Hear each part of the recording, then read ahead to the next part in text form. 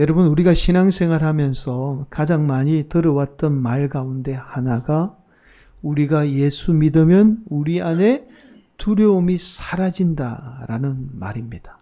여러분, 아마 신앙생활 하면서 이 말만큼 많이 들어왔던 말도 없을 거예요. 그죠? 예수 믿으면 우리 안에 두려움이 사라진다라는 이 말 참 많이 들어왔습니다. 그런데 저와 여러분의 현실은 그렇지 않죠? 늘 우리가 어떻게 해요? 두려움 가운데 살고 있습니다. 물질에 대한 두려움이 있어요. 걱정이 있습니다. 또한 건강에 대한 두려움이 있어요. 암이나 질병에 걸려서 고통을 당하지는 않을까? 불의의 사고를 당해서 목숨을 잃지는 않을까? 늘 우리가 불안 속에 살고 있습니다. 심지어는요, 우리 자녀들이 이 험악한 세상에서 우리 자녀들이 제대로 잘 살 수 있을까? 다 불안과 염려와 두려움이 있지요. 오늘날 이것이 저와 여러분의 현실입니다. 여러분, 놀라운 사실은 이러한 두려움이 저와 여러분의 삶을 온전하게 살지 못하게 하는 원인이 돼요. 그래서 저와 여러분의 삶의 두려움의 문제는 단순한 문제가 아닙니다. 그런데 오늘날 우리의 현실은 여전히 예수님을 믿으면서도 두려움 가운데 살고 있어요. 여러분, 그런데 왜 예수님을 믿으면 두려움이 사라진다라고 말씀할까요? 하나님이 저와 여러분에게 불가능한 문제를 지금 말씀하고 있는 걸까요? 그렇지 않다면 과연 예수님을 믿으면 우리 안에 두려움이 사라진다라는 말씀의 의미가 무엇일까요? 여러분, 오늘 말씀의 결론부터 말씀을 드리면 저와 여러분의 삶에 두려움을 사라지게 하는 것은 두려움을 이기는 능력을 소유하게 될 때 두려움이 사라지게 돼요. 여러분, 더 정확하게 말씀을 드리면 우리가 두려움을 극복할 수 있는 진정한 힘과 능력을 소유하게 될 때 우리가 두려움을 이겨내게 돼요. 그냥 예수 믿는다고 해서 두려움이 사라지는 게 아닙니다. 두려움은 늘 우리 삶 가운데 역사하게 돼요. 그래서 두려움을 이겨낼 수 있는 힘과 능력을 소유하게 될 때 성도들이 두려움을 이겨내고 성도들 가운데 역사하는 두려움이 사라지게 되는 겁니다. 여러분, 그런데 우리는 여전히 예수 믿으면서도 두려움 가운데 살고 있습니다. 이것이 우리의 현실이에요. 여러분, 왜 그럴까요? 바로 어떻게 하면 진정한 힘과 능력을 소유할 수 있는지에 관해서 성도들이 알지 못하기 때문이죠. 그래서 예수님을 믿으면서도 여전히 두려움 가운데 살고 있는 거예요. 사랑하는 성도 여러분, 바로 오늘 저와 여러분이 함께 나누게 되는 하나님의 말씀이 진정한 능력과 힘이 무엇이며 또한 이 진정한 힘과 능력을 어떻게 우리가 소유할 수 있는지에 관한 예수님의 말씀입니다. 오늘도 우리 성도들이 바라기는 이 진정한 힘과 능력을 소유해서 이 땅 가운데 두려운 현실이 있지만 두려운 현실을 극복할 수 있는 복된 성도들이 되시기를 예수님의 이름으로 간절히 축원을 드립니다. 여러분, 오늘 본문의 말씀은 예수님이 지난 시간에 이어서 예루살렘 성전에서 하나님의 말씀을 가르치게 돼요. 그러자 당시 대제사장, 서기관, 장로들이 예수께 와서 아니, 도대체 당신은 누가 권위를 주었는데 성전에서 하나님의 말씀을 마음대로 가르치고 있습니까? 라고 묻게 돼요. 여러분, 당연하잖아요. 오늘날 교회에서 마음대로 누군가를 가르칠 수 있나요? 그렇지 않잖아요. 누군가 자격을 주어야 되잖아요. 예수님 당시에도 마찬가지예요. 누군가 자격을 주지 않고서는 성전에서 하나님의 말씀을 가르칠 수 없었던 겁니다. 그런데 예수님이 성전에서 하나님의 말씀을 가르쳤던 거예요. 그러자 예수님은 이들의 질문에 다시 반문합니다. 바로 세례 요한의 세례가 하늘로부터냐 아니면 사람으로부터냐는 반문이죠. 여러분, 세례 요한이라는 선지자가 예수님 전에 세례를 베풀었습니다. 그런데 그 베푼 세례가 하나님으로부터 준 권위의 세례인지 아니면 사람이 준 건의에 의한 세례였는지 예수님이 다시 되묻게 되었던 거예요. 여러분, 대제사장과 서기관 그리고 장로들은요, 예수님으로부터 이 질문을 받게 되자 아무 대답도 하지 못해요. 왜냐하면 하나님으로부터라고 대답하게 되면 하나님이 보낸 세례 요한을 죽이는데 동조했던 사람들이 바로 대제사장, 서기관, 장로들입니다. 그러면 하나님이 보낸 선지자를 죽였기 때문에 하나님에 대한 믿음을 부정하는 거잖아요. 그래서 하늘로부터다라고 대답하지 못했던 거예요.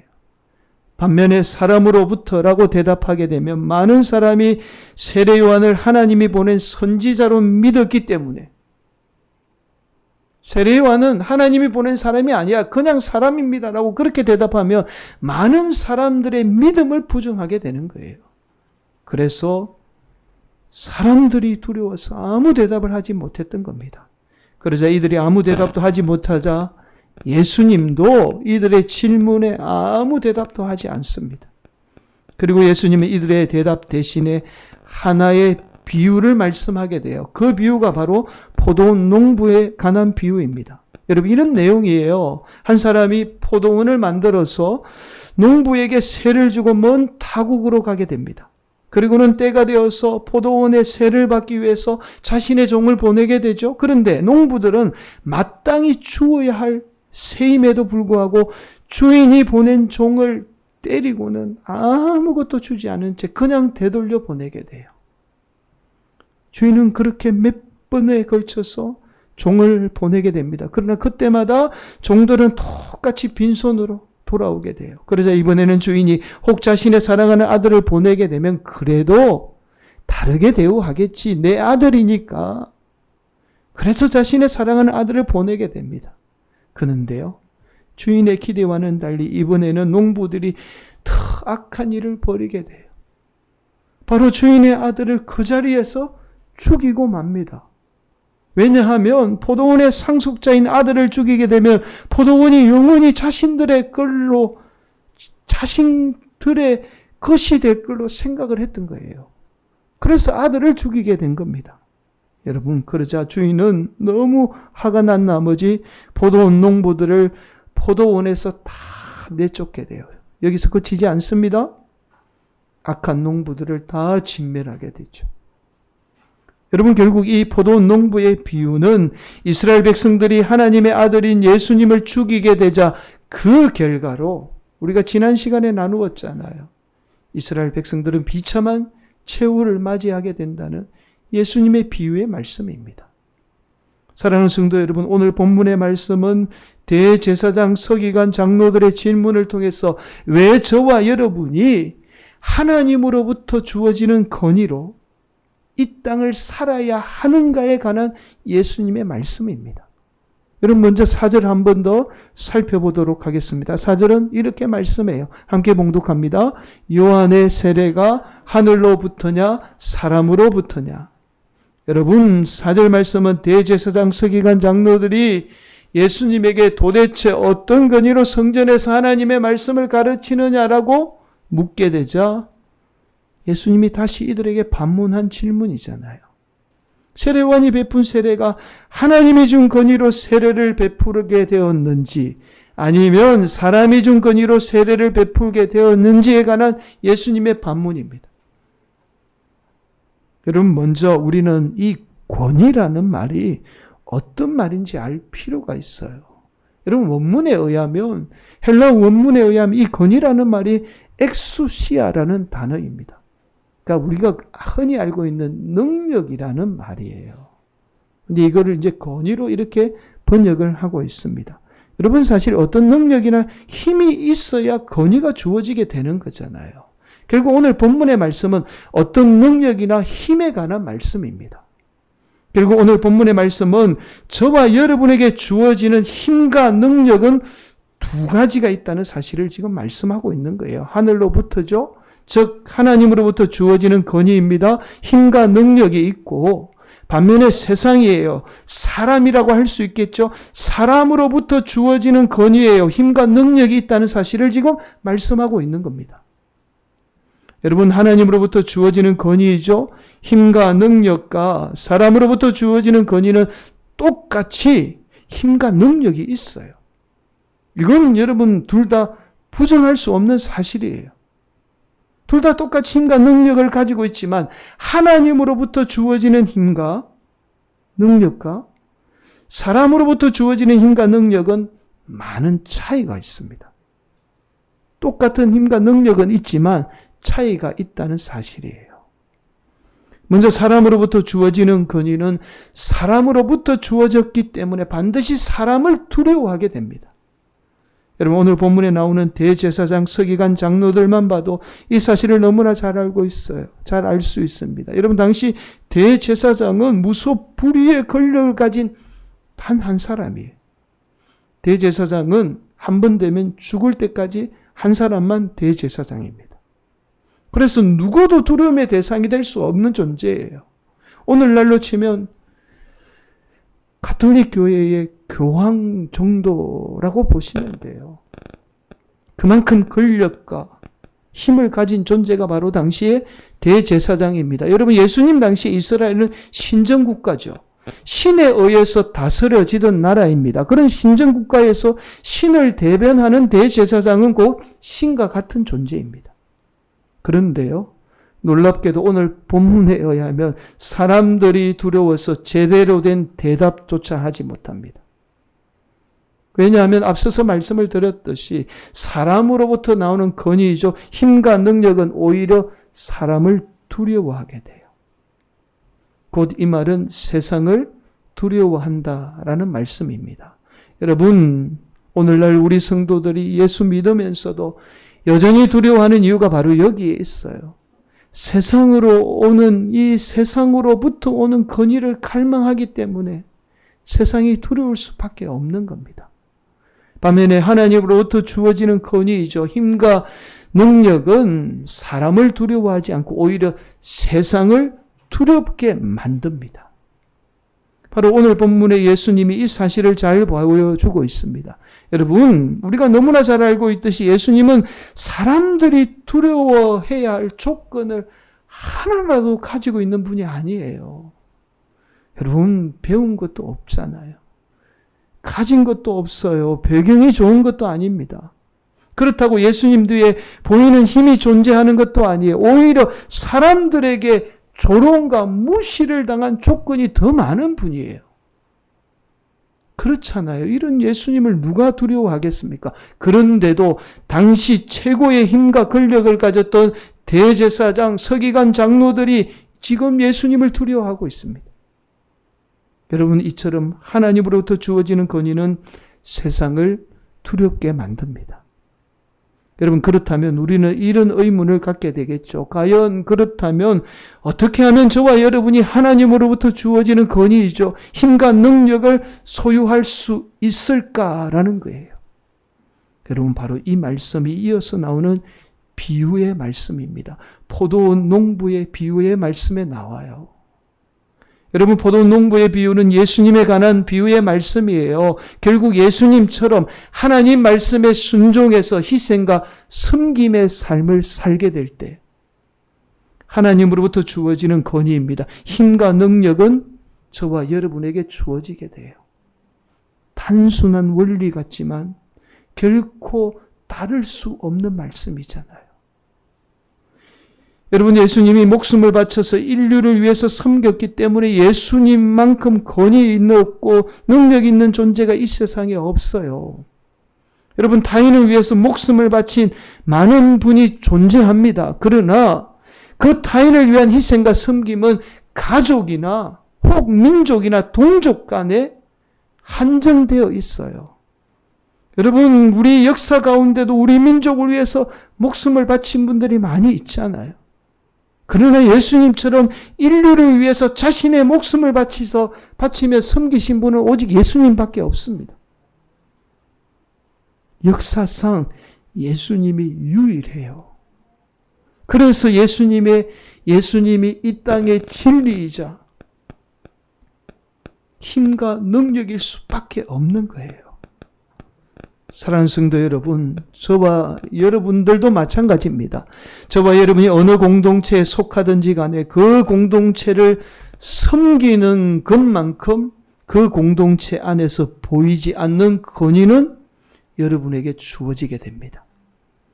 특별히 저와 여러분이 주님의 몸된 교회를 섬기는 문제는요, 우리의 삶의 중요한 문제예요.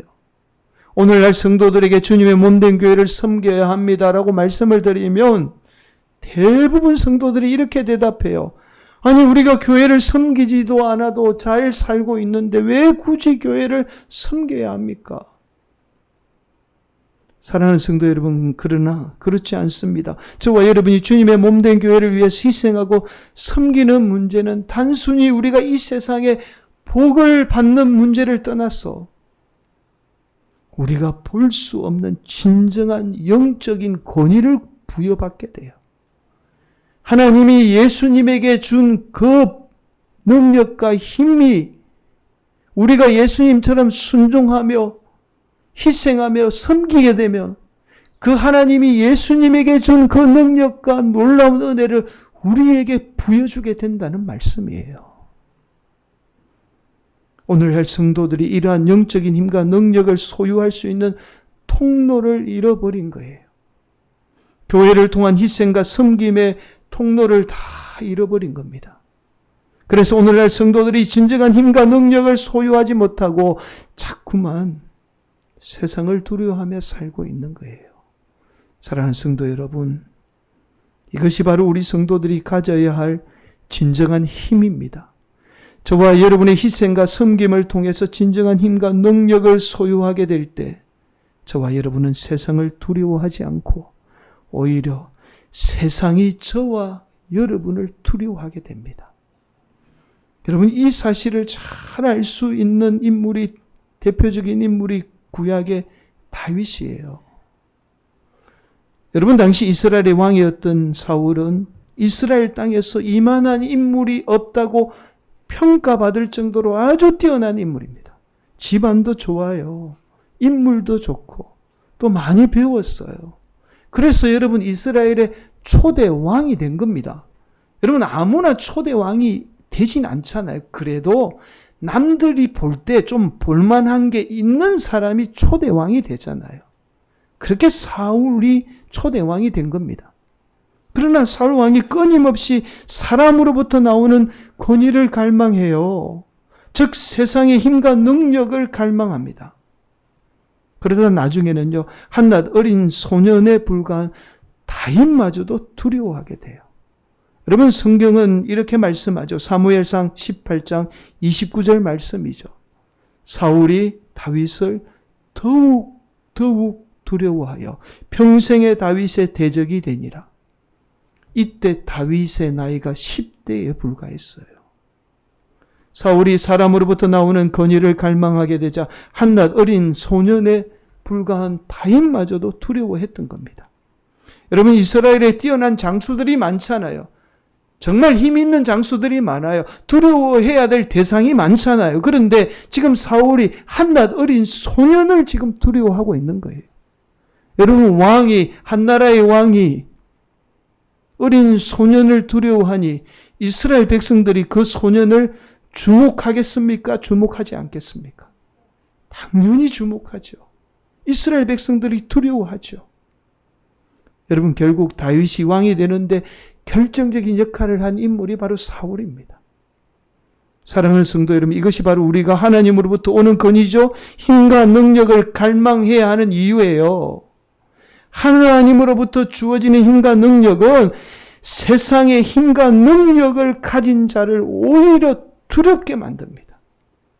그래서 그들의 두려움을 통해서 저와 여러분의 인생이 하나님 앞에 귀하게 쓰임받는 위대한 인물로 하나님이 이끌어가게 돼요. 이것이 바로 하나님의 역사입니다. 사랑하는 성도 여러분, 우리 성도들 가운데 이러한 진정한 하나님의 힘과 능력이 임하기를 간절히 축복합니다. 그래서 하나님으로부터 주어지는 힘과 능력을 세상에 갈구하지 마시고 하나님께 갈구하는 복된 성도들이 되시기를 간절히 축복해요. 저와 여러분이 우리 예수님을 따라 희생과 섬김의 삶을 살게 될 때에 그 하나님의 놀라운 능력과 힘은 주어지게 됩니다. 오늘도 우리 성도들이 이러한 진정한 힘과 능력을 소유하는 복된 성도들이 되시기를 간절히 축복합니다. 여러분, 막시밀리언 콜베라는 분이 계세요. 언젠가 여러분에게 한번 소개해드린 적이 있습니다. 이분은 오늘날까지 많은 사람에게 존경받는 가톨릭 사제 가운데 한 분이에요. 여러분, 우리나라에는 많이 알려져 있지 않지만 유럽에서는 아주 존경받는 분 가운데 한 분이 바로 이 막시밀리언 콜베라는 분입니다. 여러분, 이분이 일본 나가사키에서 7년째 선교를 하고 있을 때에 2차 세계대전이 발발하게 돼요. 그러자 선교를 듣고 본인의 본국인 폴란드로 돌아가게 됩니다. 돌아간 이유가 있어요. 폴란드에서 많은 유대인들이 고통을 당한다라는 소식을 듣고는 유대인을 도와주기 위해서 고국으로 돌아가게 됩니다. 그렇게 이 콜베 사제가 무려 2,000명이 넘는 유대인들을 숨겨서 살려주게 돼요. 그러자 나중에 이 나치 비밀 경찰이 이 사실을 알고는 이 콜베 사제를 체포하게 되죠. 그리고 우리가 너무나 잘 아는 아우슈비츠 수용소로 끌고 가게 됩니다. 여러분, 이 콜베 사제는 비참한 수용소에서 자신의 삶을 통해서 예수님의 섬김과 희생을 그대로 실천하게 돼요. 음식이 부족한데 아픈 사람이 있으면 자기가 기꺼이 자기 먹을 것을 양보해서 그 아픈 사람에게 주게 됩니다. 심지어는요, 부족한 잠자리마저도 양보하게 됩니다. 그러던 중에 1941년 7월에 수감자 중에 한 명이 수용소를 탈출하는 일이 일어나게 돼요. 여러분, 아우슈비츠에서 한 명이 탈출하게 되면 연대 책임을 물어서 무작위로 10명의 수용자를 죽이게 됩니다. 그런데 그냥 죽이는 게 아니에요. 지목당한 10명은 아사감방에서 죽을 때까지 물 한 모금도 주지 않고 극심한 고통 가운데 죽어가도록 만듭니다. 그날도 소장은 이 아사감방에 갈 10명을 지목하게 되죠. 그 중에 가조니체크라는 사람이 지목되어 가조니체크는 자신이 지목되자마자 흐느껴 울기 시작합니다. 나는 죽을 수 없어요. 나는 죽을 수 없습니다. 내 아내와 내 아들이 있습니다. 제발 살려주세요. 라고 그렇게 흐느껴 울기 시작했던 거예요. 이때 이 모습을 지켜보고 있던 콜베 사제는 소장님, 드릴 말씀이 있습니다. 그리고 한치의 망설임도 없이 소장 앞으로 당당하게 걸어 나오게 됩니다. 다른 때 같으면 아마 감시병이 총을 쏘았을 거예요. 그러나 그날따라 콜베 사제의 이 당당함에 오히려 감시병이 두려워서 총을 쏘지 못해요. 그리고는 콜베 사제는 이렇게 말하죠. 제가 이 사람을 대신해서 죽겠습니다. 저는 아내도 없고 아이도 없습니다. 그러자 소장 콜베 사제의 당당함에 오히려 두려워하게 돼요. 소장은 평소에 그답지 않게 할 말을 잃고는 청을 수락한다라는 짧은 말만 남기고는 그 자리를 황급하게 떠나고 맙니다. 그렇게 콜베 사제는 아사감방에서 죽어가는 9명의 수용자를 끝까지 돌보게 돼요. 그런데 여러분, 놀라운 일이 일어나게 됩니다. 콜베 사제는 3주 동안 물 한 모금도 마시지 못했는데 3주 동안 죽지 않았던 거예요. 그러자 당시 나치 감시병들이 이 콜베 사제가 너무 두려워서 이 콜베 사제에게 독약 주사를 삽입해서 끝내는 죽이게 돼요. 여러분, 놀랍게도 콜베 사제의 섬김이 두려움의 대상인 나치가 오히려 힘없는 콜베 사제를 두려워하는 일이 일어나게 되었던 거예요. 여러분, 이 일 이후에 수용소 안은 콜베 사제의 뒤를 잇는 또 다른 수많은 콜베가 수용소 안을 섬기기 시작해요.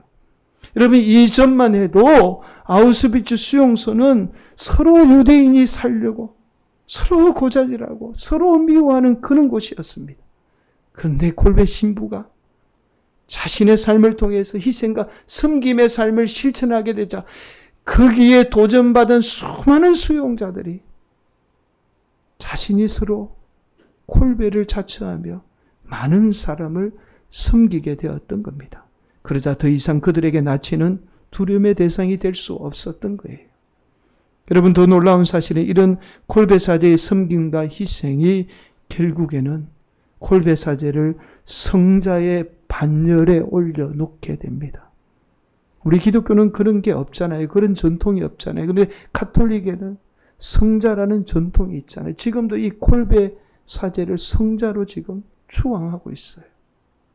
사랑하는 성도 여러분, 저와 여러분이 예수님처럼 희생과 섬김을 실천해야 하는 이유가 바로 여기에 있어요. 저와 여러분이 예수님처럼 희생과 섬김을 실천하게 되면 저와 여러분은 이 땅의 진정한 권위예요. 하나님이 주시는 능력과 힘을 소유하게 됩니다. 그래서 그 힘과 능력은 세상에 힘 있는 자를 두렵게 만들어요. 우리가 힘 있는 자 앞에서 굴복하는 인생, 두려워하는 인생이 아니라 오히려 우리가 가진 것 없지만 그러나 그 하나님이 주신 능력과 힘으로 그 가진 자를 두렵게 만듭니다. 오늘도 우리 성도들이 예수님처럼 섬김과 희생의 삶을 실천해서 하나님으로부터 주어지는 진정한 힘과 능력을 소유하는 복된 성도들이 되시기를 예수님의 이름으로 간절히 축원을 드리겠습니다.